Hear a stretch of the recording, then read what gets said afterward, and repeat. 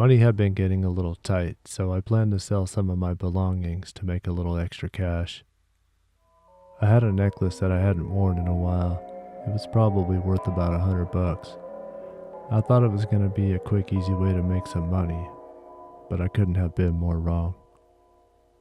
I hated selling things on Craigslist and Facebook. You get all kinds of hagglers and strange requests, and you never really know if you're dealing with someone you can trust. I was telling this to a friend at church, and she recommended I use the church community website. It's an online community of several different churches in the area, and people often use it to sell goods or even give them away for free. I took a few pictures of the necklace and posted it on the church website for $100. The next day, a woman named Dee messaged me. She said she would like to buy the necklace and asked if she could come by and look at it. I didn't recognize Dee from my church, so I figured she must have been a member of one of the other churches in the group. I felt it would be okay to give her my address. Later that day, she knocked on my door. Dee was a short, elderly woman. She stood hunched over in my doorway with a wrinkly smile and bright eyes. At first glance, she seemed pretty frail, but when I invited her in, she scurried inside like she was still young and full of energy. We talked a little in the living room, introducing ourselves and talking about our respective churches and how helpful the church website was for transactions like this. I said it's great to know we're dealing with someone we can trust, and she responded with a quote from the Bible. "Trust in the Lord with all your heart, and lean not on your own understanding."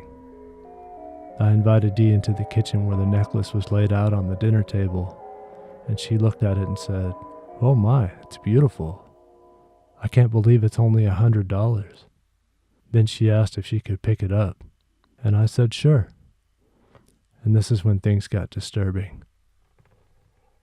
The moment she picked up the necklace, her smile disappeared. In its place was a hard line and intense focus. Her once bright eyes were now black and wet.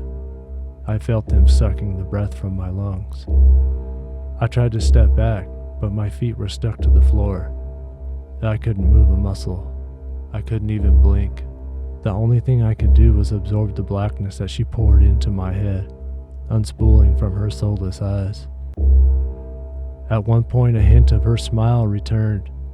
As it did, I felt her rooting around in my head, the blackness spreading like the roots of a dead tree.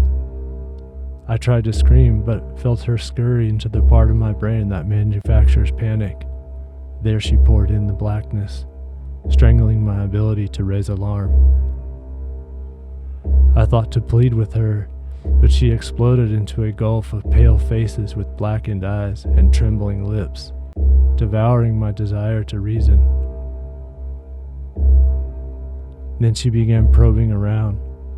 I felt her hands in my throat, fighting to work me like a puppet, manipulating my lungs and vocal cords. I tried to fight back. I prayed to Jesus, but I suspect even Jesus would have been unprepared for this attack.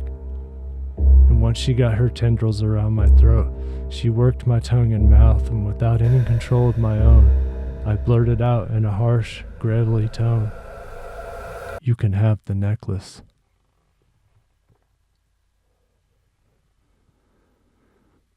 The attack stopped. I thought Jesus had answered my prayers, but then she smiled and I knew she was still in control of the situation.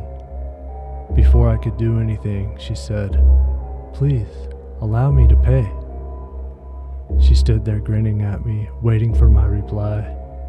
She was no longer in my head, but I understood what she was doing.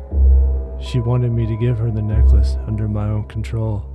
She wanted me to make it a true gift. I thought about telling her no, screaming at her to get out of my house, but I had no idea what she was capable of, and at this point I was so frightened that I didn't care about the necklace or about the money. I just wanted her out of my house. I said, "I insist." She thanked me and then put the necklace in her pocket and dashed to the door. Halfway out the door, she unleashed another quote from the Bible. "When I am afraid, I put my trust in you." I watched her get in the car and pull out of the driveway. Once she was out of sight, I began to cry. And that was the last time I ever sold anything online.